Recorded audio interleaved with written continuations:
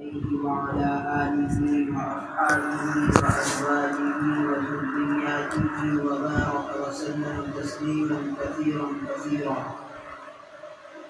أما بعد فأعوذ بالله من الشيطان الرجيم بسم الله الرحمن الرحيم يا أيها الذين آمنوا قوا أنفسكم وأهليكم نارا صدق الله العلي العظيم رب اشرح لي صدري ويسر لي أمري واحلل عقدة من لساني يفقهوا قولي.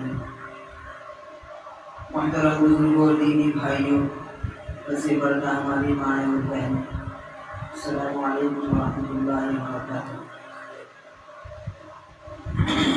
نماز کے عنوان سے بہت ہی اہم گفتگو آپ کے اور ہمارے سامنے آئی۔ مختصر وقت میں چند ضروری گزارشات پر اپنی بات کا آغاز اور اختتام کرنے کی کوشش کروں گا۔ آپ تمام سے درخواست ہے کہ میرے لیے دعا کریں کہ اللہ تعالیٰ حق بات کہنے کی اور اس سے کہیں زیادہ ہم سب کو عمل پیرا ہونے کی توفیق نصیب فرمائے۔ بات کرنے سے پہلے ایک اہم گزارش، ایک اہم درخواست یہ کہ سب لوگ اپنی اپنی نیتوں کا جائزہ لیں، استحضار کریں کہ اللہ رب العزت کی رضامندی اور خوشنودی کے لیے، اس کے دین، اس کی شریعت، اس کے احکام کی پیروی کے لیے ہم یہاں بیٹھے ہیں۔ یہ مجمع 5 لاکھ کا ہو یا 5 لوگوں کا ہو، جہاں نیتیں اچھی ہوتی ہیں وہی اللہ کے نزدیک مقبول ہوتے ہیں۔ جہاں نیتیں خراب ہوتی ہیں تو کثرت اللہ تعالیٰ کے یہاں اللہ کو مقبول کرنے یا مقبول کرنے والی چیز کہیں نہیں۔ سب لوگ اپنی، میں بھی، آپ بھی، وسیع پردہ مائیں اور بہنیں بھی، اس بات کا استحضار کریں کہ ہم جو کچھ سنیں گے انشاءاللہ اس پر بھرپور عمل کی کوشش کریں۔ قرآن کریم میں اللہ تعالیٰ نے جا بجا جہاں نماز کے بارے میں بتلایا، زکوٰۃ کے بارے میں بتلایا، صدقات کے بارے میں بتلایا، حج کے بارے میں بتلایا، قبر کے بارے میں بتلایا، وہاں اللہ تعالیٰ نے انسان کو انسانوں سے متعلق جو ذمہ داریاں ہیں اس کے بارے میں بتلایا۔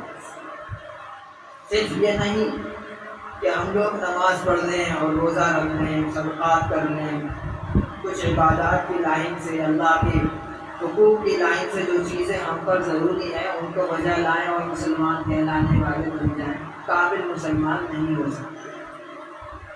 انسان کے انسان پر بھی کچھ حقوق ہیں، بھائی کا بھائی ہونے کے اعتبار سے، ماں کا بیٹی پر اور بیٹی کا ماں پر، آپس میں عورتوں کا بہن کا ایک دوسری بہن پر، ہر رشتہ دار کا، ہر تعلق والے کا، یہاں تک کہ ہر مسلمان تک دوسرے مسلمان پر حق ہے۔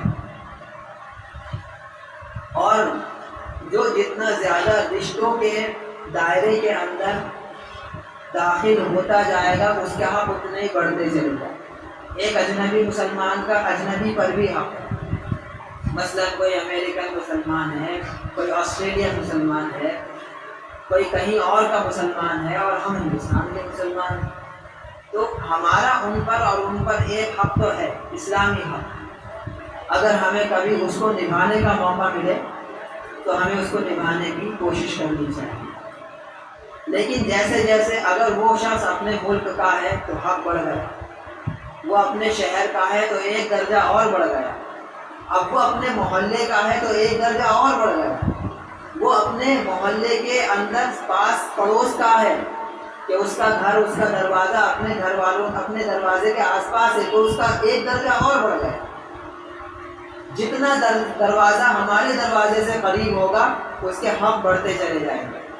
اب یہ ہوا کہ دروازہ بھی پاس تھا اور وہ کسی طرح سے اپنی برادری یا رشتہ داری میں بھی داخل ہو گیا تو اس کا ایک درجہ اور بڑھ گیا، کہ بھائی اس کا ایک درجہ اور زیادہ ہو گیا۔ اسی طرح سے اگر وہ اپنی فیملی کا کوئی ممبر ہے تو بتائیے بھائی اور زیادہ بڑھ جائے گا۔ اب فیملی کے ممبران میں بعض لوگ بڑے ہوتے ہیں، بعض برابر کے ہوتے ہیں، بعض چھوٹے ہوتے ہیں۔ مثلاً کوئی ہمارا بھائی ہے تو اس کا بھائی ہونے کے اعتبار سے، کوئی ہماری بہن ہے تو بہن ہونے کے اعتبار سے، کوئی ماں ہے تو ماں ہونے کے اعتبار سے، کوئی خالہ اور پھوپھی ہے تو اس اعتبار سے اس کو ایک درجہ، ایک اہمیت کا درجہ حاصل ہوا کہ نہیں ہوا؟ اب اس کا حق ہمارا ایک اجنبی مسلمان سے زیادہ ہے، اور بہت زیادہ ہے، پڑوسی سے بھی بہت زیادہ ہے۔ لیکن اسی طرح سے اگر وہ ہمارا ماتحت ہے، مثلاً ہمارا بیٹا ہے، ہماری بیٹی ہے، یا ہماری چھوٹی بہن ہے، یا ہمارا چھوٹا بھائی ہے، یا ہماری ماتحتی میں کسی طرح سے نگرانی میں، سرپرستی میں وہ بچے یا بچیاں آتے ہیں، تو ان کا حق ہم پر اور زیادہ ہو گیا، ان کا حق ہم پر اور زیادہ ہو گیا ہے۔ ان کی نگرانی، ان کی تربیت، ان کی سرپرستی، ان کی نگہداشت، ان کے دین اور دنیا کے اندر کوئی بگاڑ نہ آئے، کوئی کمی نہ آئے، کوئی کجی نہ آئے، کسی طرف سے بھی ان کی دنیا کو بھی، ان کے دین کو بھی کوئی نقصان نہ پہنچے۔ اس سب کی ذمہ داری سرپرستوں کے اوپر، اس سب کی ذمہ داری کس پر ہے؟ سرپرستوں کے اوپر۔ بھائی اگر بچے کو چوٹ لگتی ہے اور ماں کو پتہ چلے تو سب سے پہلے پوچھتی کس سے ہے؟ باپ سے پوچھتی ہے۔ باپ کی موجودگی میں بچے نہیں ہیں، ماں کی سرپرستی میں ہیں، تو باپ آ کر سب سے پہلے کس کو پوچھے گا؟ ماں کو پوچھے گا کہ آپ کی سرپرستی میں یہ بچہ یا بچی تھی، اس کو یہ چوٹ لگی تو کیوں لگی؟ کیا غفلت کی وجہ سے لگی؟ کیا بے دھیانی کی وجہ سے لگی؟ اور اگر ایسا ہوتا ہے تو ماں باپ کے لیے ناراض ہوتی ہے اور باپ ماں کے اوپر ناراض ہوتے ہیں، کیونکہ آپ کی ذمہ داری ہے، نگہداشت رکھنا، دھیان رکھنا، یہ آپ کی ذمہ داری ہے۔ اس لیے ہم جو بات کرنے کے لیے چلے ہیں وہ اب یہاں پر آ کر آپ کو سمجھنے میں آسان ہے۔ ہمارے گھر کی بچیاں، ہماری بہنیں، ہمارے گھر کی مستورات، چاہے وہ مائیں ہوں، چاہے وہ خالہ ہوں، چاہے وہ پھوپھیاں ہوں، ہماری محرم عورتیں، یہ سب کی سب ہماری نگرانی اور سرپرستی اور ذمہ داری میں ہے، کسی نہ کسی طرح سے۔ اگر چھوٹی ہے تو نگرانی میں ہے، ورنہ ذمہ داری تو کسی نہ کسی طرح مردوں پر بنتی ہی ہے کہ وہ ان کی دنیا کی بھی فکر کریں، ان کی دین کی بھی فکر کریں۔ اور جس طرح سے ہم اپنی دنیا کو سنوارنے کی، بچانے کی، محفوظ رکھنے کی، اچھا بنانے کی کوشش رکھتے ہیں،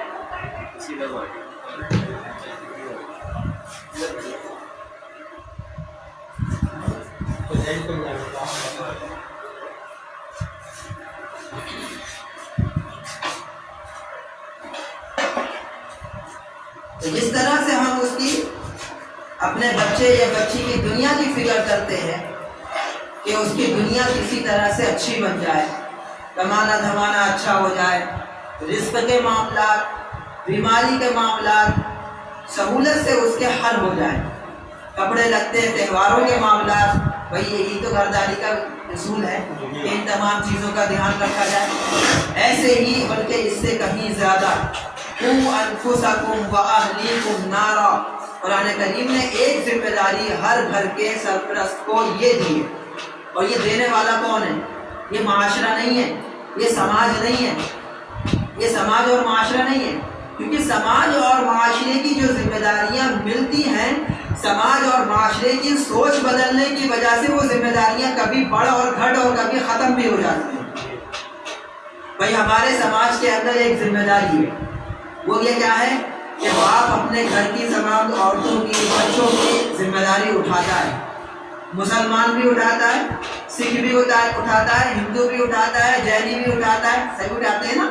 یہ ہمارے معاشرے کی ایک سوچ ہے، ایک کلچر کا ایک جو ہے سوچا ہوا ایک فارمولا ہے جو سب جگہ لاگو ہوتا ہے۔ لیکن آپ اور ہم یہاں سے نکل جائیں، آسٹریلیا چلے جائیں، امریکہ کے کسی، یورپ کے کسی ملک میں چلے جائیں، وہاں کے کسی شہر میں بسیں، وہاں کا کلچر یہ نہیں ہے۔ وہاں کیا ہے؟ آپ ترقی کرو، آپ اپنی ترقی میں حائل ہونے والے چھوٹے بچے ہیں ان کو بھی دور کر دو، کوئی عیب نہیں ہے کہ ان کو جو ہے بیبیز گارڈن میں ڈال دو، چلڈرنس اکیڈمی میں ڈال دو، ان کو مشینیں پالیں گی، آیائیں پالیں گی، ہاسپٹل کے نگراں نرسیں پالیں گی۔ یہ اچھی چیز ہے کہ آپ جو ہے اپنے آپ کو ایک بلا وجہ کی چیز سے آزاد کر چکے، اب آپ ترقی کرو۔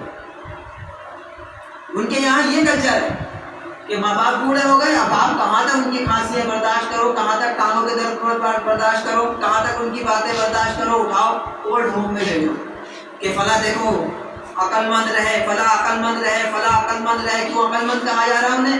کہ سب نے اپنے اپنے بوڑھوں کو اولڈ ہوم میں بھیج دیا اور وہاں پر لیبل لگتے، اشتہارات لگتے ہیں، وہ تعریفیں ہوتی ہیں. آپ کتنی دیر نگرانی کریں گے؟ کہ جی میں جو ہے 4 گھنٹے کر سکتا ہوں نگرانی. اس کے بعد آپ کو کمانا بھی ہے، آفس بھی جانا ہے، اپنی دیگر ضروریات بھی ہے، اگلے دن آفس کے لیے آرام بھی کرنا ہے. آپ کیسے آفس میں صحیح انداز سے کام کر پائیں گے؟ آپ تو آفس کا کام بھی بگاڑیں گے. کیوں؟ اس لیے کہ آپ رات تو ابا جی کی کھانسی سنتے سنتے نہیں بچ پائے. وہاں یہ کلچر ہے تو وہاں پر لوگ اس کو عزت سمجھتے ہیں. وہاں لوگ اس طرح کی چیزوں کو اپنے اندر لانے، اپنے گھروں میں لانے پر عیب نہیں سمجھتے. وہ کہتے ہیں کہ بھائی ہمیں تو ایک ایسی جگہ بھیج دیا ابا جی کو جہاں صبح سے لے کر شام تک 4 آدمی موجود ہیں جو ابا جی کی نگرانی کر رہے ہیں. ان کی ٹانگوں میں درد ہوتا ہے تو دباتے ہیں، دوا کی ضرورت ہوتی ہے تو پلاتے ہیں. وہ کہیں نہیں جاتے، وہ وہیں رہتے ہیں. تو وہاں ان کی خدمت زیادہ ہو رہی ہے. بتاؤ بھائی، کلچر کی سوچ بدلی، کلچر کا ماحول بدلا تو لوگوں نے یہ طریقہ اختیار کر لیا نہیں کر لیا. ہمارے کلچر میں یہ ذمہ داری ہے کہ ہم بچوں کی، گھر کے مستورات کی، گھر کے بوڑھوں کی، گھر کے تمام لوگوں کی ہم ذمہ داریاں اٹھاتے ہیں. ایک لڑکے کو دیکھو، ماں باپ کی ذمہ داری بھی اٹھا رہا ہے، بہنوں کی بھی اٹھا رہا ہے، چھوٹے بھائیوں کی بھی اٹھا رہا ہے، خود کی اولاد ہو جاتی ہے اس کی بھی اٹھا رہا ہے، اور سب کی ذمہ داریاں اٹھا کر وہ اپنے اوپر فخر محسوس کرتا ہے کہ بھائی ایسے ہی ہمارے گھر کی عورتوں کو دیکھو 8-8 10 بچے بھی پال رہی ہیں، رشتے داریاں بھی دیکھ رہی ہیں، شوہر آتے ہیں ان کو بھی دیکھ رہی ہیں، ساس سسر کو بھی دیکھ رہی ہیں، اور اگر گھر کے نندے اور دیور ہیں کچھ کام ان کے بھی دیکھ لیتی ہیں، مہمان آتے ہیں ان کو بھی دیکھتی ہیں. کتنی ذمہ داریاں گھر کی مستورات اٹھا رہی ہیں. کس لیے؟ کہ کلچر کے اندر یہ چیز شامل ہے اور ان چیزوں کو ہم لوگ اپنے لیے باعث افتخار سمجھتے ہیں، باعث عزت سمجھتے ہیں. ایسے ہی ہمارے اوپر دین بھی ایک ذمہ داری ڈالتا ہے. پہلی ذمہ داری بہت صاف لفظوں میں کہا، قوا انفسکم واہلیکم نارا، کہ اپنے آپ کو سب سے پہلے، اس کے بعد اپنے اہل و عیال کو دوزخ کی آگ سے، اللہ کی جہنم کی آگ سے بچانے کی فکر کرو. قوا انفسکم واہلیکم نارا، صاف لفظوں میں کہا. ایسا خطرہ ہے کوئی بھی دوزخ میں جا سکتا ہے. خود کو بھی بچاؤ، اپنے لوگوں کو بھی بچاؤ. جو اس ذمہ داری کو پورا کرے گا وہ قرآن پر عمل کرنے والا قرار دیا جائے گا. جو اس ذمہ داری کو یہ سمجھے گا کہ بھائی میں کسی کے برتھڈے میں کیوں ٹانگ اڑاؤں، مجھے کیا ضرورت پڑ رہی ہے، کب تک کس کو کہتا رہوں، سب کو پتا ہے، بلا وجہ میں کیوں سردردی بولوں، اپنی اپنی دیکھو. یہی تو جملے چلتے ہیں آج کل معاشرے میں. جب بھی خیر کی بات بتانے کے لیے کوئی کھڑا ہوتا ہے تو ان کو ان جملوں سے حوصلے توڑ دیے جاتے ہیں، ہمتیں توڑ دی جاتی ہیں. یہی تو ہمتیں توڑتے ہیں لوگ. تو اس کو یہ سوچنا چاہیے کہ نہیں، یہ جملے یہ کلچر کے ہیں، یہ لوگوں کے ہیں، اور یہ جملہ قوا انفسکم واہلیکم نارا یہ رب العالمین کا. مجھے ترجیح کس کو دینی ہے، چلنا کس کے اوپر ہے، اس کا خیال ہونا چاہیے. اور اس کی ذمہ داری پورا کرنے کے لیے اپنے بچے کو، اپنی بچی کو ایسا دین پلا دیا جائے، ایسا دین پلا دیا جائے، شریعت کو اس انداز سے اس کے رگ و ریشے میں بسا دیا جائے کہ آپ اور ہم اگر نہ بھی ہوں، وہ یہاں نہیں، وہ کسی ایسے ماحول میں ہو جو آسٹریلیا اور امریکہ کا ہے، وہ وہاں جانے کے بعد بھی اپنے دین کو چھوڑنے پر راضی نہ ہو. وہ جان دینے پر تو راضی ہو، وہ ٹکڑے کروانے پر تو راضی ہو، وہ اپنے آپ کو جلا کر مارنے پر تو راضی ہو، وہ کسی بھی سزا سے گزر جانے پر راضی ہو، وہ دین چھوڑنے پر راضی نہ ہو. یہاں تک کی ذمہ داری یہ والدین پر ہے، اور یہ آتی نہیں ہے خود بخود، پیدائشی ملتی نہیں ہے. اگر یہ چیز پیدائشی ملتی ہوتی تو لوگ جو مجوسیوں کے گھر میں پیدا ہوتے ہیں، نصرانیوں کے گھر میں پیدا ہوتے ہیں، یہودیوں کے گھر میں پیدا ہوتے ہیں، ہندوؤں کے گھر میں پیدا ہوتے ہیں، وہ اچھے ہوتے ہیں سب کے سب، وہ جیسے گھروں میں پیدا ہوتے ہیں ویسے ہی ہو جاتے ہیں. تو اگر ہمارا گھر شریعت کے اوپر، ہماری فیملی دین پر اسی انداز سے جمی بھی ہوگی تو ہمارے بچے بھی ایسے ہی جمے ہوئے ہوں گے. ہمارے دین میں دین کے لیے، اللہ کی شریعت کے لیے، قرآن مقدس کی محبت کے لیے ایسی باتیں دنوں رات ہوتی ہوں گی، یہی ڈائلاگ ہوتے ہوں گے، یہی ڈائلاگ ہوتے ہوں گے، تو وہ ڈائلاگ بچے کی طبیعت اور فطرت کا حصہ بن جاتے ہیں. وہ ڈائلاگ بچے کی طبیعت کا اور فطرت کا حصہ بن جاتے ہیں. یہ شروع میں ڈائلاگ ہوتے ہیں, بچے اس کو بلا سمجھے بولتے ہیں. پھر بچے جب بلا سمجھے بولتے رہتے ہیں وہ طبیعت بن جاتی ہے. پھر خلاف نہیں چلا جاتا.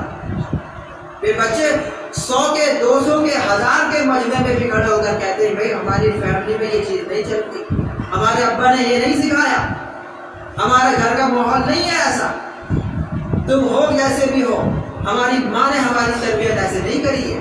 وہ کھڑے ہو جاتا ہے, ڈٹ جاتا ہے. بچی کہتی ہے نہیں, آپ انٹری کارڈ پھاڑتے ہیں تو پھاڑ دے, یہ سر سے دوپٹہ نہیں اترے گا. میری ماں نے آج تک نہیں اتارا, میری بہن نے آج تک نہیں اتارا, میری پھوپھی خالہ نے آج تک نہیں اتارا, میری گھر کی بڑی بہنوں نے آج تک نہیں اتارا.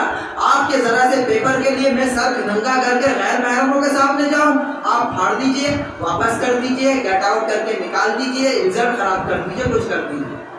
پھر بچیاں یہ کہتی ہیں کہ نا آپ کو خوش کرنے کے لیے میں کرسمس کا کوئی فنکشن فالو کروں, میں ہولی اور دیوالی کے تہواروں میں حصہ لوں, میں بھجن کیرتن کروں, میں رنگولی کا کوئی اور کسی ٹائپ کا, سمجھ آ رہا ہے. پھر بچے یہ کہیں گے گھر کی تربیت اصل ہے, گھر کی تربیت مضبوط ہو. ہاں ہیں ایسی بچیاں ہمارے ہی شہر کے, نام لینا اگر مناسب ہوتا تو میں نام لے کر بتاتا. یہ میرا خود کا دیکھا ہوا واقعہ ہے کہ بچی کو ضد ہو گئی, نہیں مجھے مخنا پہن کر جانا. گھر والے بولے کہ نہیں بیٹا آپ ابھی چھوٹے ہیں, برقع نہیں پہن سکتے. برقع تو بہت بڑی عمر کی ہوتی ہے, ٹھیک ہے مخنا تو مخنا ہی پہن کے, کلاس میں بھی مخنا پہن کر بیٹھے. بچی نے ضد کر دی, اپنی 6 ساتھیوں کو 5 ساتھیوں کو تیار کیا. ہم مسلمان ہیں نا, کہ جی ہاں مسلمان ہیں. یہ ہندو ہے تلک لگا کر بیٹھتی ہیں, وہ سکھ ہے پگڑی باندھ کر بیٹھتی ہیں, یہ کلابے پہن کر بیٹھتی ہیں, میں مخنا پہن کر کیوں نہیں بیٹھ سکتی. رہی بات ڈریس کی, جیسا ڈریس کا کلر ہے میں ویسا مخنا بناؤں گی, جب یہ بدلے گا میں بدل دوں گی, لیکن مخنا پہنوں گی. کلاس کا ماحول بدلنے لگا, ٹیچروں کی نگاہ میں آنے لگی. کسی نے اتارا مخنا اور ڈاٹا اور سب کے سامنے ذلیل کیا, مخنے کا ڈسٹر بنا کر بلیک بورڈ صاف کر دیا. وہ پھر بھی پیچھے نہیں گئی. کیوں؟ گھر کی تربیت ملی تھی. اس کو یہ پتا تھا کہ یہ آزمائش بلال حبشی نے اٹھائی ہے, اس کو یہ پتا تھا کہ یاسر بھی گزرے ہیں, سمیہ بھی گزری ہیں, کہ جنہوں نے جان پر بازی لگا دی تھی اور اسلام نے کسی بات پر بھی ذرا برابر حق نہیں آنے دیا. شکایت آئی میرے پاس ایک لڑکے, چھوٹا سا لڑکا, کہ اپنے اسکول میں جا کر اپنے ساتھی کا سر پھاڑ دیا, کہ اس کی پٹی بنی. میں نے کہا کیوں بھائی, یہ کیا حرکت کری, تو گھر میں شاید کسی کو نہ بتایا ہو. میں نے جب پیار سے بات کری تو مجھ سے کہنے لگا کہ ہمارے نبی کی شان میں گستاخی کر رہا تھا, میں کیسے برداشت کروں. چھوٹے سے بچے کے دل میں کیا جذبات. کاش یہ جذبات تمہارے ماں باپ کے دل میں ہوتے تو تمہیں وہاں پر ایسے اسکول میں بھیجتے نہیں, تمہیں رس کے قطرہ مرنے نہیں دیتے. بچے پریشان ہیں, ہاتھوں پہ ڈنڈوں کے نشان دکھائے, کہ ہاتھ جوڑنے کے لیے کہا جاتا ہے, پوجا ہوتی ہے, پریئر ہوتی ہے, اس پریئر کے اندر کچھ غلط لفظ ہیں, غلط کلمات کہلوائے جاتے ہیں. ہم اللہ کو ماننے والے ہیں, ہم سے زبردستی ہاتھ جڑوائے جاتے ہیں. ہم ہونٹ سے صرف ہلا کر دکھاتے ہیں, لیکن ہاتھ جوڑنے میں ہمیں جو ہے عجیب لگتا ہے, تو زبردستی جڑوائے جاتے ہیں. بہت سارے جوڑ لیتے ہیں, بہت سارے ٹھیک ہے. کچھ ایسے ہیں کہ جن کے گھروں کی تربیت ایسی ہے, ان کا دل مان نہیں رہا, جبکہ وہ ابھی بالغ نہیں ہوئے. ان پر نہ نماز فرض ہوئی, نہ زکوٰۃ فرض ہوئی, نہ حج فرض ہوا, نہ رمضان کے روزے فرض ہوئے, ان پر فرض نہیں ہے ابھی. سلام ہے ایسے والدین کو کہ انہوں نے اپنے بچوں کی تربیت کری. لیکن تھوڑی سی کمی اس پر بھی ہے, افسوس اس پر بھی ہے کہ جب تربیت ایسی کری ہے تو ایسے ہی ماحول والے اسکول میں کیوں نہیں بھیجا. یہ اس تربیت پر کب تک لڑتے رہیں گے. اب 10 سال تک, 15 سال تک, 12 سال تک کتنا مقابلہ کروائیں گے چھوٹے سے معصوم بچے کا. اگر اس کو 8 گھنٹے 10 گھنٹے اسکول میں گزارنے پڑ رہے ہیں، 7 گھنٹے گزارنے پڑ رہے ہیں، اگر وہاں کا ماحول بھی اس کو دینی مل جائے، ایسے لوگوں کا مل جائے، وہ بچہ کیسا پکا نکلے گا، کیسی پکی ہو کر نکلے گی اپنے دین ایمان پر۔ اور بھائی ہماری ذمہ داری کیا نہیں ہے؟ ہم لوگ ایک وقت کے بعد اپنی اپنی قبروں میں چلے جائیں گے، ان مسجدوں کو کون سنبھالے گا؟ ان مکتبوں کو، ان مرکزوں کو کون سنبھالے گا؟ ان خانقاہوں کو کون سنبھالے گا؟ ہمارے گھروں کو کون سنبھالے گا؟ یہی بچے سنبھالیں گے۔ ان کا دین بنانا ہوگا، یقین بنانا ہوگا، توکل کا آتا ہوگا، بھروسہ اللہ کی ذات پر نہ ہوگا، توحید ان کو اپنی جان سے زیادہ عزیز نہ ہوگی، سب بیچ دیں گے۔ ہاں بھائی یہ حقیقت ہے۔ مفتی عبد الرحمان صاحب ابھی چند دن پہلے ارتداد کے حوالے سے ہماری مسجد میں جلسہ ہوا، تشریف لائے تھے اور کہہ گئے حضرت مفتی صاحب کہ یاد رکھو اپنے آپ کو امن میں مت سمجھو، یہ آگ ہے، اور جب آگ لگتی ہے تو آس پاس کی کوئی جگہ بھی نہیں چھوڑتی، یہ اپنے گھروں تک بھی پہنچ جائے گی، اور یہ ایسے لوگوں کے گھروں تک بھی پہنچ جائے گی جن کا گھرانہ دیندار ہے، جن کی فیملی دیندار ہے، کیونکہ جب ایک ہوا چلتی ہے نا تو پھر اچھے لوگ بھی متاثر ہو جاتے ہیں۔ اس لیے یاد رکھنا چاہیے، عقل مندی اس میں ہے کہ اس پھیلتی ہوئی آگ کو روکا جائے اور آگے بڑھ کر وہیں روک دیا جائے جہاں لگی ہے۔ اور اس کی ذمہ داری کیسے؟ ہر بندہ اپنی اپنی اہل، اپنے اپنی فیملی، اپنی اپنی ذمہ داریاں گھر میں پوری کرنی شروع کریں۔ بچوں کو ٹائم دیں، ان کے ساتھ بیٹھیں، ان کو ابراہیم نے قصہ سنا، اسماعیل نے قصہ سنا، حضرت حاجرہ کی قربانی سنا، اللہ تعالیٰ سے ان لوگوں کی کیسا کنیکشن تھا، کیسی محبت تھی، یہ سنا کہ حضرت حاجرہ دیکھیے نوجوانی میں، بیٹا گود میں، ابراہیم علیہ السلام بالکل بیابان بنجر جگہ میں چھوڑ کر یوں جا رہے ہیں، کہا بھی کچھ نہیں، تسلی بھی کوئی نہیں۔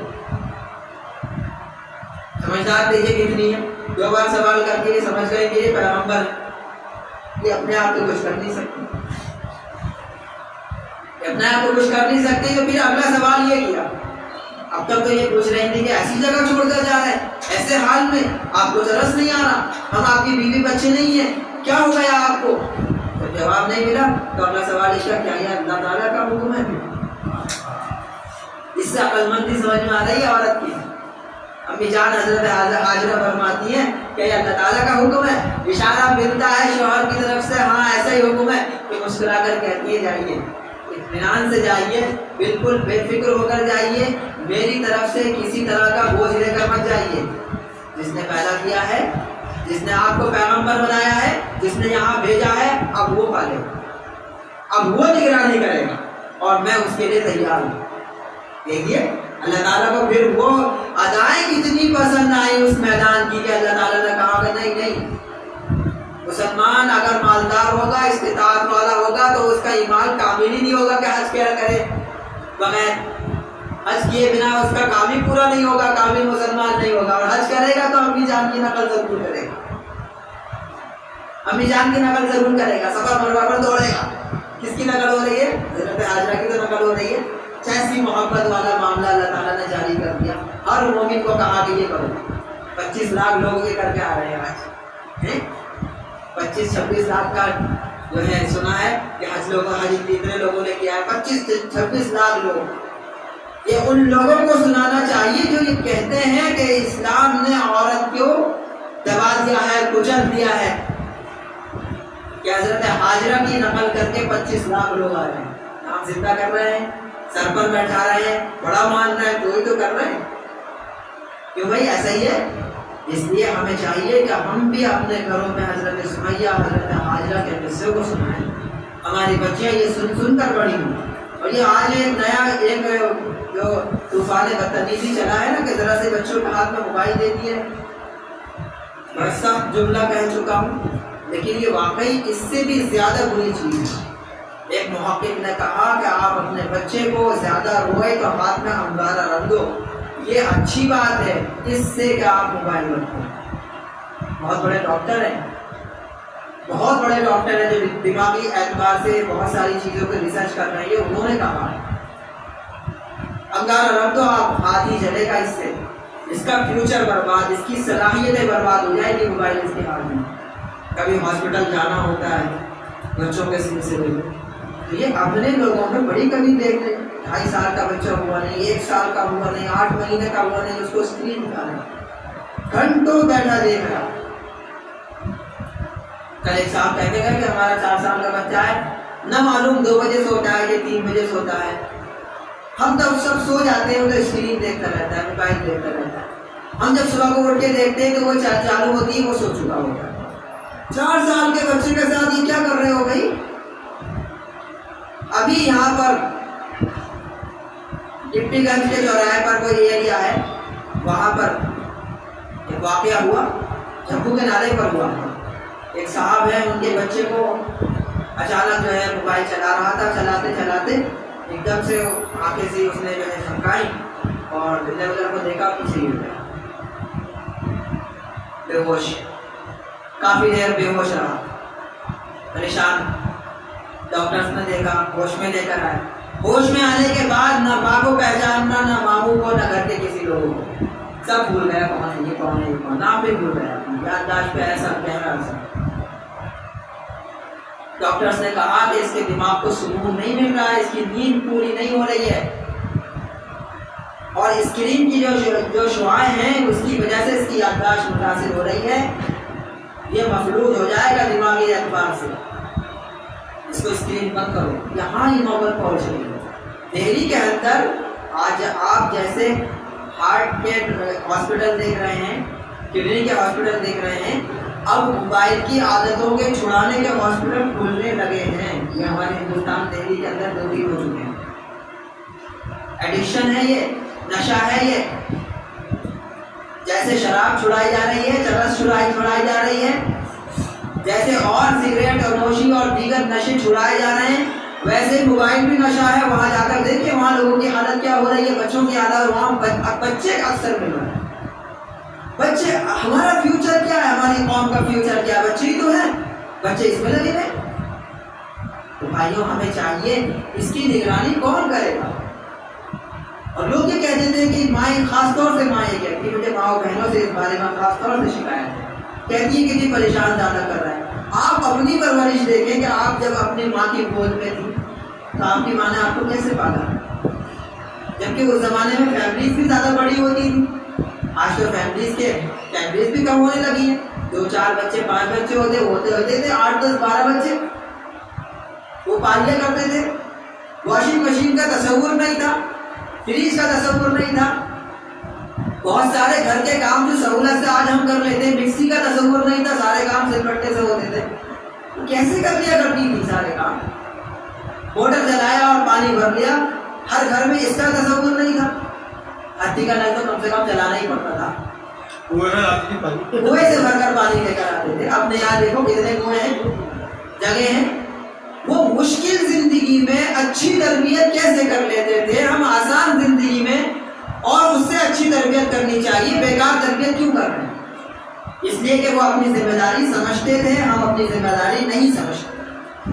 شوہر یہ کہتے ہیں کہ جی میری ذمہ داری بس کمانا ہے, بیویاں یہ کہتی ہیں کہ میری ذمہ داری کھلانا اور پہنانا ہے.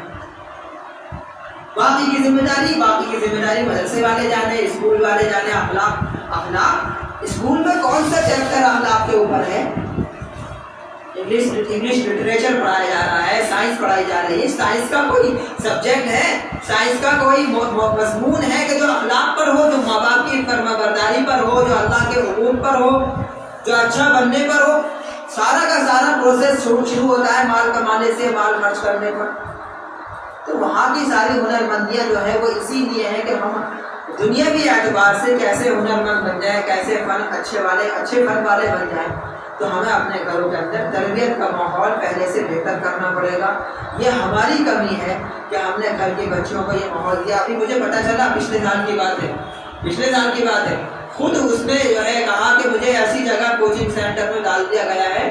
لڑکی نے کہا کہ ایسے کوچنگ سینٹر میں ڈال دیا گیا ہے, ایسی ٹیوشن کی جگہ بھیج رہے ہیں کہ جہاں پر جو ہے لڑکے اور لڑکیاں ساتھ پڑھتے ہیں, اور وہ کمنٹ کرتے ہیں, آتے جاتے بیٹھتے ہوئے الٹے سیدھے, اور پڑھانے والے جو ہیں وہ بھی مرد ہیں.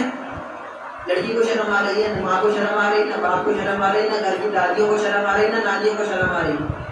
میں نے کہا کہ آپ ہم سے کہنے کے بجائے گھر کے کسی محرم آدمی سے کہو، تو جواب ہی ملتا ہے کہ اتنے پیسے جو تمہارے کورس پر خرچ کرے ہیں بیکار کرتے، ٹیوشن نہ پڑھوائیں، فیل کروا دے تمہیں۔ اللہ اکبر۔ ایک رزلٹ کی یہ ویلیو ہے کہ آپ نوکری کروائیں گے اپنے بچوں سے، نوکری کروائیں گے تب بھی ایمان جا رہا ہے بھائی، اس کی حیا جا رہی ہے، اور آج وہ اس بارے میں بول بھی رہی ہے، کل کو بولے گی بھی نہیں۔ جب وہ یہ قدم خود اٹھانے لگے گی، ان کو یہ ساری بری باتیں اچھی لگنے لگیں گی، تب ہم کہیں گے کہ ناک کٹوا دی خاندان کی۔ ہمیں چاہیے اور ہمارے گھر والوں کو چاہیے اور ہمارے لوگوں کو چاہیے کہ ہم لوگ جو ہیں اس بارے میں توجہ دیں۔ تعلیم کے نام پر، ڈگری کے نام پر، کورس کے نام پر، اچھی ایجوکیشن کے نام پر، اعلیٰ تعلیم یافتہ ہونے کے نام پر ان کے ایمان کو، ان کی تربیت کو خراب نہ کریں۔ ہم یہ نہیں کہتا کہ آپ ڈاکٹر نہ بنائیں، لائر نہ بنائیں، پروفیسر نہ بنائیں، آپ کسی دنیاوی تعلیم کا اچھے سے اچھا درجہ ان کو نہ دلائیں، کوئی بھی یہ نہیں کہتا ہے، بلکہ دین تو اس بارے میں خاص طور سے ترغیب دلاتا ہے کہ آپ اچھے سے اچھا بنائیں، ان کی دنیا میں بھی ان کو کامیاب کریں۔ لیکن دین صرف یہ بات کہتا ہے، قرآن اور شریعت صرف اس کا تقاضا کرتے ہیں کہ آپ جو ہے اچھا بنانے، اچھی تعلیم یافتہ ہونے کے ساتھ ساتھ ان کی تربیت بھی اچھی کریں، ان کا اسلام نہ بگڑے۔ اور اگر سودا دونوں میں سے کسی ایک چیز کا کرنا پڑے تو وہ اسلام کا سودا نہ کریں۔ ایسے حال میں تو پھر جاہل رکھنا بہتر ہے، اگر اس کو جہالت کہا جاتا ہے۔ ایمان بچاؤ بھائیو، ایمان بچاؤ۔ ہمارے پوروجوں نے اور اکابرین نے اگر یہ سوچا ہوتا نا تو ہماری مسجدیں قائم نہ ہوتی۔ ہاں سچی بات ہے یہ۔ آپ 70 سال پہلے، 75 سال پہلے آزادی کے جو دور ہے نا، آپ بچ جائیے 1400 سال پہلے کی تاریخ میں، آپ کہیں گے بہت پرانی پتھروں والی تاریخ بتا دی۔ آپ 70-75 سال پہلے والی ہندوستان کی تاریخ کو دیکھ لیجیے۔ ہندوستانی مسلمانوں کے سامنے زمین اور جائیداد کے کاغذات بکھرے ہوئے تھے کہ آپ ہماری بات مانو، جو چاہو کرو، جو چاہو کرو، اتنے بیگھے زمین کا، اتنے گاؤں کا آپ کو چودھری بنا دیا جائے گا۔ اور لوگوں نے اس پر لات ماری ہے۔ لات مارنے کے نتیجے میں اپنے معصوم بچوں کو قتل ہوتے ہوئے دیکھا ہے، اپنے گھر کی محرم مستورات کو بے عزت ہوتے ہوئے دیکھا ہے۔ صرف یہ قربانی اس لیے دی تھی کہ آج اگر ان کی اس ہاں میں ہاں ملا دی، کل کو یہ سارا کا سارا دیش جو ہوگا، سارا کا سارا ملک جو ہوگا وہ برباد ہو جائے گا، ایک مسجد نہیں ہوگی، ایک مسلمان نہیں ہوگا۔ لہذا آج ہمیں قربانی دینی ہے تو دیں گے۔ ماں نے گھروں سے اپنے بچوں کو سر پر دوپٹے باندھ کر کہا کہ یہ دوپٹے نہیں ہیں، یہ ہماری عزت ہے، تمہارا کفن ہے، لوٹنا مت، پیٹھ پر زخم مت کھانا۔ اسلام کے لیے یہ خبر ہمارے پاس پہنچنی چاہیے کہ تمہارا بیٹا کام آ گیا۔ ماں نے یہ قربانیاں کیوں دی تھی؟ اس دن کے لیے دی تھی۔ آپ اس دور کو اٹھا کر دیکھیں، اس زمانے میں انہوں نے جو اسلام کو نقصان پہنچانے کے کام کیے تھے وہ 2 کام کیے تھے۔ ایک کام کیا تھا زور دکھا کر، زور دکھا کر، چال بازیاں کر کے، اس کو اس کا، اس کو اس کا، ان کو میرا، مجھے ان کا دشمن بنا کر کھڑا کر دیا، طاقت کا زور دیا۔ دوسرا کام بڑا عجیب کیا تھا، انہوں نے جگہ جگہ چرچ قائم کیے، اسکول قائم کیے، اور وہاں پر تعلیم دے کر ان بچوں کے ذہن کو بدلنا شروع کیا، اور وہاں سے ان کے گھر والوں کو وظیفے کے طور پر پیسے دینا شروع کیے۔ مان بھی یہ رہے تھے اور پیسے بھی یہی بانٹ رہے ہیں۔ ابھی ملک شام کے اندر ہوا، یہ 70 سال 75 سال پہلے کی بات بتا رہا ہوں، ملک شام کے اندر ہوا۔ اوپر سے بم گرائے، آبادیاں تباہ کری۔ جب سب کچھ تباہ ہو گیا تو اپنی ہی گاڑیاں بھیج دی۔ ان گاڑیوں کے اوپر سلیب کا نشان بنا ہوا تھا۔ گاڑیوں کے اندر سے جو لڑکیاں اور لڑکے، جو عورتیں، جو مرد نکلے، وہ سارے کے سارے عیسائیوں والے خصوصی لباس میں تھے، جو ان کا مذہبی لباس ہوتا ہے، جو چرچ کے اندر پہنا جاتا ہے۔ اور وہ وہاں جا کر کھانے اور پیسے اور ڈریسنگ کا کام اور ہاسپٹل کا کام کر رہے ہیں۔ معصوم بچوں کے ذہن پر کیا اثر پڑے گا؟ بتاؤ بھائی، کیا ہم ایسے مشکل دور میں تھے؟ ہمیں بچانے کون آیا؟ بائبل والے آئے، سلیب والے آئے، چرچ والے آئے۔ وہ یہ تھوڑی دیکھ رہا ہے کہ بٹن دبانے والے بھی یہی لوگ تھے، جو جہاز میں بیٹھ کے بٹن دبا کے بٹن گرا رہے تھے، وہ بھی یہی تھے۔ وہ یہ تھوڑی دیکھ رہا ہے، ہزاروں بچوں اور بچیوں کا ذہن ڈائیورٹ کر دیا ہے۔ اپنے ہی ملک کا ایک واقعہ سناؤں گا، نام یاد نہیں آ رہا ہے جگہ کا، بڑا سا گاؤں ہے، آس پاس مسجدوں کا اور مرکزوں کا ماحول بالکل نہیں ہے، غیر مسلموں کا ماحول ہے، مسلمان دور سے دور تک بھی نہیں ہے۔ وہاں پر ایک چرچ قائم ہوا، اور چرچ کے بعد انہوں نے اس چرچ کے احاطے میں بہت ہی خوبصورت اور بہت ہی بڑا پارک بنایا، اور اس پارک کو گاؤں کے بچوں کے لیے فری کر دیا۔ اب یہ بتائیے، گاؤں کا بچہ کھیتوں میں کھیلے گا جا کر، جہاں پر ڈنڈے سے اس کو ڈرایا جاتا ہے ہمارے کھیت میں نہ، یا وہ اس پارک میں جا کر کھیلے گا جہاں اس کو ہری بھری گھاسیں مل رہی ہیں، کھلونے مل رہے ہیں، طرح طرح کے جھولے مل رہے ہیں، چوٹ لگ جاتی ہے تو پھر پٹی کرنے والے لوگ کھڑے ہیں، پھر چاکلیٹیں مل رہی ہیں، کہاں جائیں گے بچے؟ بتائیے بھائی، کہاں جائیں گے بچے؟ چنانچہ یہی ہوا کہ چند دنوں میں بہت بڑی بچوں کی جو ہے بھیڑ وہاں آنے لگی، بلکہ ماں باپ لانے لگے کہ چلو پارک گھومنے چلتے ہیں۔ اور اس پارک میں ایک عملہ خاص طور سے چھوڑا گیا جو ان بچوں کے ساتھ دوستانہ تعلق بنا رہا ہے، اور دھیرے دھیرے دوستانہ تعلق کے ذریعے ان کے ذہن کو ڈائیورٹ کر کے ان کو عیسائیت میں کنورٹ کر رہا ہے۔ کیا ہو رہا ہے کہ ہم تو خالی پارک کھولے ہوئے جی، تو کھیلنے کا بچوں کی خوشیوں کا سامان لے کر آ رہے ہیں، ہم تو خرچ بھی اپنا کر رہے ہیں، ہم تو آپ سے لے بھی نہیں رہے، کیسا اچھا لیبل لگا رکھا ہے۔ لیکن آنے والے کچھ وقت کے بعد وہاں جتنی تعداد ہوگی وہاں سب کے سب عیسائیوں کی تعداد ہوگی۔ دیکھیے کیسے کام کر رہے ہیں،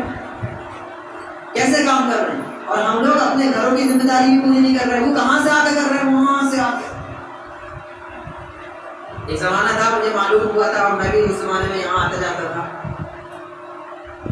ایک جو ہے انسٹیٹیوٹ قائم ہوا ہے، اور اس انسٹیٹیوٹ میں امریکہ سے کچھ لوگ آئے ہیں، کچھ نوجوان لڑکے لڑکیاں آئے ہیں، اور انگلش اسپیکنگ کا کورس کرا ہے۔ ہمارے ایک ساتھی ہیں، انہوں نے بھی وہاں ایڈمیشن لے لیا تھا۔ دو ساتھیوں نے مجھے خود بتایا اپنا یہ واقعہ، وہ خود بیٹھ کر ان سے جو ہے کاؤنٹر کر کر آئے ہیں، کنورسیشن کر کر آئے ہیں۔ اسپیکنگ کے نام پر سب کو دین سے بیزار کیا جا رہا تھا۔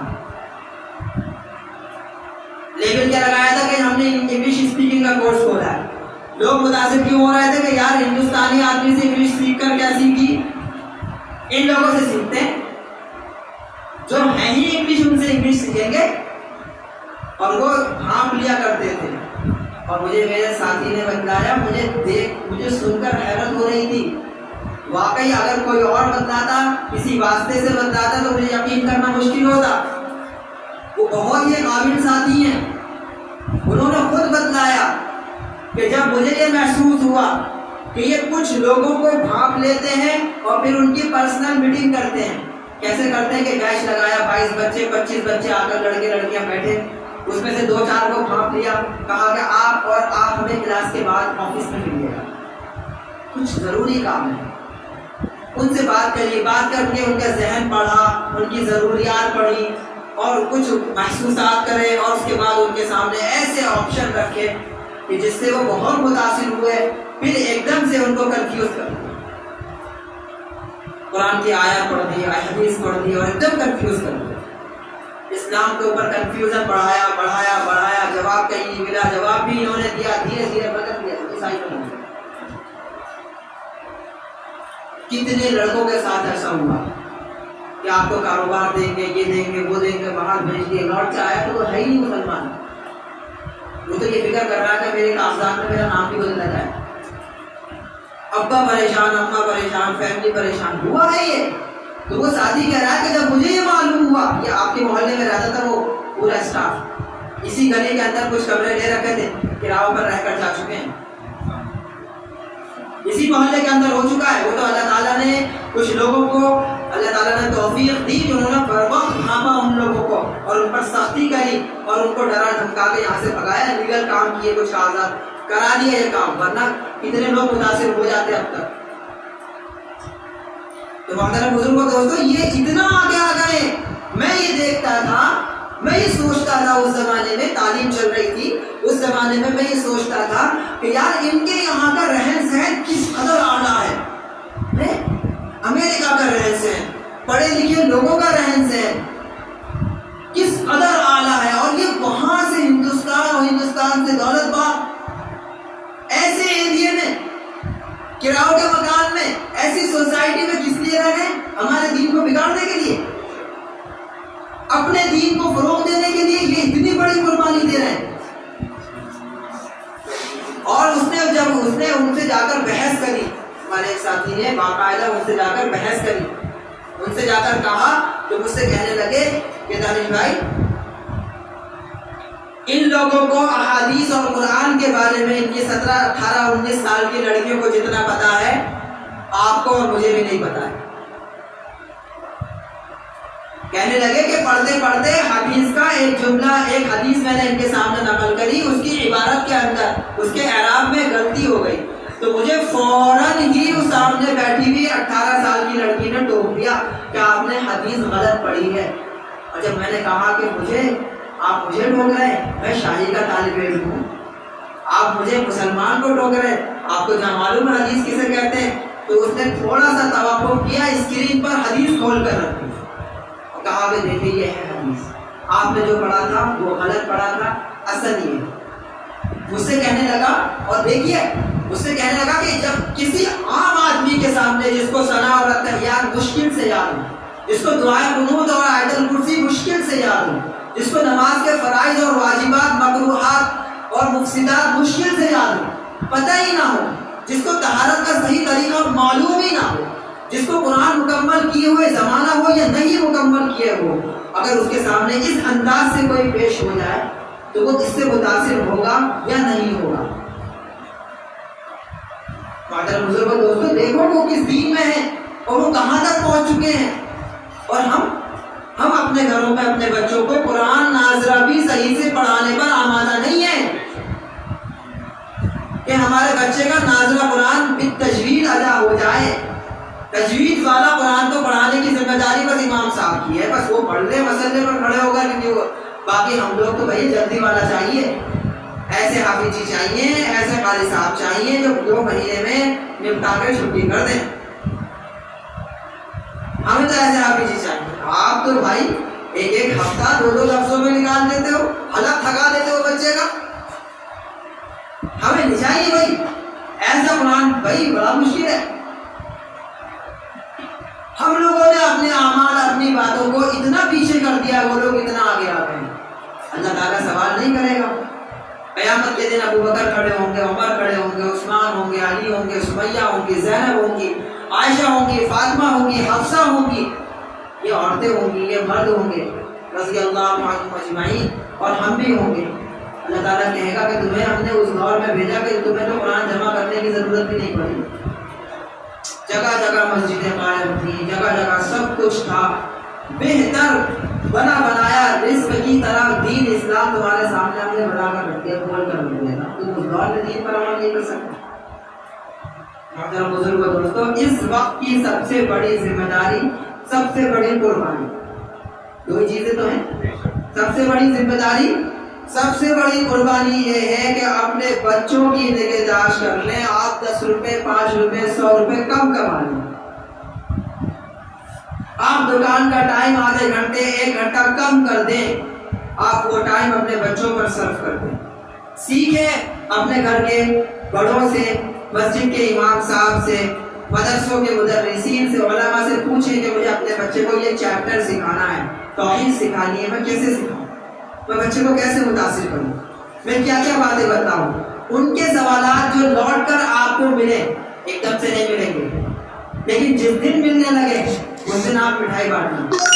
گھر کی عورتوں سے میں خاص طور سے کہتا ہوں, جس دن آپ اپنی بچی کو سمیہ کا واقعہ سنائیں, آمنہ کا واقعہ سنائیں, آسیہ اور زینب رضی اللہ عنہما کا واقعہ سنائیں اور بچی آپ کو لوٹ کر کوئی سوال کرنے لگے، بچی آپ کو لوٹ کر کوئی سوال کرنے لگے، اس دن مٹھائی بانٹنا، کیونکہ آپ کی محنت اس دن جو ہے وہ ٹریک پر آ چکی ہے، اس دن آپ کو رزلٹ دینے لگی ہے۔ ان کے سوالوں سے گھبرانا مت، وہ اعتراض بھی کریں اگر تو ان کے اعتراض سے بھی مت گھبرانا، ان کے اعتراض کو ڈائری میں نوٹ کرنا، فون کی نوٹ بک میں نوٹ کرنا، نہ ہو سکے تو ریکارڈ کر لینا، واٹس ایپ ریکارڈنگ ہوتی ہے، ریکارڈ کر لینا، اپنے گھر کے محرم مردوں سے ان کو کسی اچھے عالم کے پاس بیٹھ کر ڈسکس کروانا کہ اس سوال کا بچی کو جواب دینا ہے، کیا جواب دیں۔ آپ دیکھیں گے کہ ہفتے مہینے کے اندر اندر گزرتے گزرتے اس کا ذہن بدلنا شروع ہو جائے، لیکن آپ نے جو ہے اپنی محنت، اپنی کوتاہی میں کمی کی، اس کو وقت نہیں دیا، اس کو صحیح انداز سے ڈسکس نہیں کیا، اچھے سے اچھے انداز سے پہنچانے کی کوشش نہیں کی، تربیت کے انداز نہیں سیکھے۔ ہم لوگ تربیت سے بڑے متاثر ہوتے ہیں، لیکن تربیت کا مطلب ہم کیا سمجھتے ہیں؟ تربیت کا مطلب یہ سمجھتے ہیں کہ ڈنڈا اٹھاؤ ڈانٹ پلاؤ، نہیں بھائی، تربیت کا مطلب یہ بالکل بھی نہیں ہے۔ تربیت کا مطلب یہ ہے کہ اگر آپ کو اور مجھے پردہ اچھا لگتا ہے تو میری بچی کو، میری بہن کو بھی پردہ اچھا لگنے لگے، اس کو دل سے پردے سے محبت ہو جائے، اس کو موقع ہو تب بھی وہ پردے سے باز نہ آئے، پیچھے نہ جائے، اس کا خیال ہونا چاہیے۔ مطلب جو باتیں اسلام میں اچھی ہیں وہ اس کو اچھی لگنے لگے، لیکن ہماری بچیاں جو آج پردہ کر رہی ہیں وہ کیسے کر رہی ہیں کہ جی بھائی صاحب ڈانٹیں گے، بھائی صاحب ڈانٹیں گے، اگر بھائی صاحب نے دیکھ لیا ڈسکنیکٹ ہو رہا ہے، بھائی صاحب نے اگر دیکھ لیا کہ میں یہاں پر بھی بنا برقعے کے گھوم رہی ہوں، میرا چہرہ کھلا ہوا ہے، تو بھائی صاحب ڈانٹیں گے، وہ بھائی صاحب کی ڈانٹ کی وجہ سے برقع پہن رہی ہے نا، بھائی صاحب کی، ابا کی، چاچا کی، گھر کے محرم مردوں کی ڈانٹ ڈپٹ کی وجہ سے اگر وہ برقع پہن رہی ہے تو تربیت کی کمی ہے، تربیت کی کمی ہے۔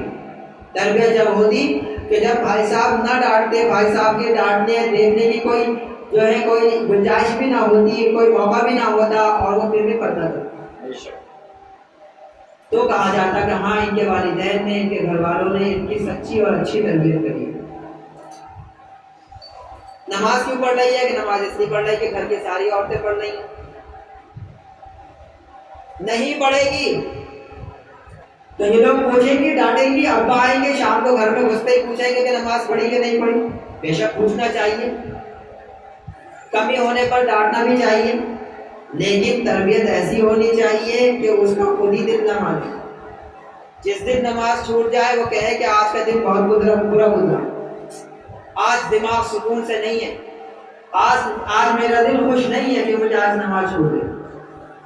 ترکی کا زلزلہ آیا تھا، ایک بچی کو دیکھا کہ ہاسپٹل میں اس کو کچھ دنوں کے بعد ہوش آیا، کئی دن پہ ہوش نہیں ہوا، سارا جسم اس کا چوٹل تھا، جگہ جگہ سے سوجا پڑا تھا، چہرے کا اکثر حصہ سوجا ہوا تھا، کوئی میرے خیال سے 9 سال کی بچی ہوگی، 8-9 سال، اور منہ سے اس کے جو لفظ نکلے ہوش میں آنے کے بعد، سب سے پہلا لفظ یہ نکلا کہ میری اوڑھنی کہاں ہے، ہائے میری اتنی نمازیں ضائع ہو گئی۔